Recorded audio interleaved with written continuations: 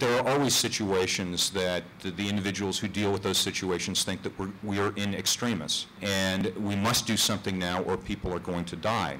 And yeah, we probably do need to do something, but we need to do it right. What's at stake isn't just privacy. What's at stake is what you learn in civics class in high school.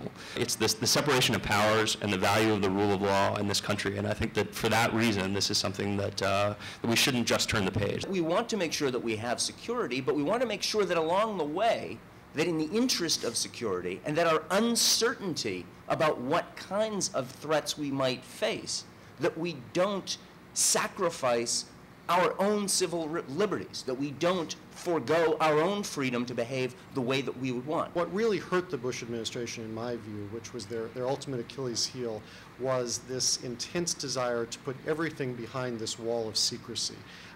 And to cloak it all under the guise of national security, to suggest that anyone who was not on the side of claiming the broadest mantle of executive power, oftentimes in the most secretive ways without the knowledge of Congress, much less the American people, was in some way aiding the terrorists. The administration doesn't want to go back and figure out exactly what went wrong in the last few years. In order to have any kind of real course correction and figure out sort of how we can improve in the future and what those bright line rules are for intelligence and law enforcement, we really need to figure out how far out of bounds we got in the first place. I don't see a versus between Homeland Security and civil liberties.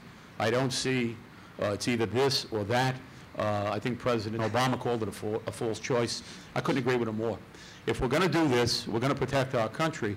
We will protect it from terrorists, we will protect, and we will also protect it from civil liberties abuse. If you need more security, and if you really do need more security, then we need to build in more privacy protections in order to make sure that there are not abuses in securing the homeland or whatever it is. In the Privacy Office, we took the position that we reject the paradigm of balancing. And the reason we do that is because when you balance, it's a zero-sum game. And security almost always wins to the expense of privacy. Most of the country, I feel like, in terms of the actual prevailing mood, even now, while there might be some distaste for some of the particular tactics of the administration, is probably more on the Dick Cheney side of the ledger, which is to say, look, national security is paramount. The government's not always going to get it right. You can criticize Homeland Security, fair enough, but Homeland Security has been doing a pretty good job in being transparent. Maybe not as transparent as folks would like it to be, but certainly relative to other agencies. There isn't a choice.